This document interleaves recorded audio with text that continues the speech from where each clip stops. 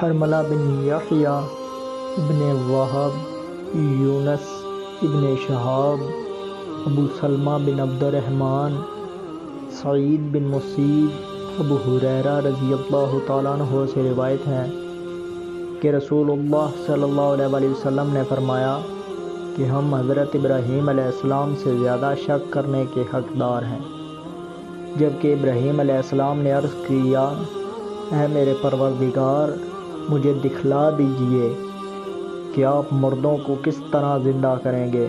اللہ نے فرمایا، کیا تجھے اس بات کا یقین نہیں؟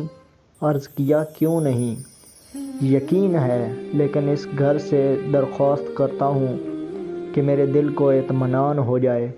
آپ صلی اللہ علیہ وآلہ وسلم نے فرمایا، اور اللہ حضرت لوط علیہ السلام پر رحم فرمائے کہ وہ ایک مضبوط پایا کی پناہ میں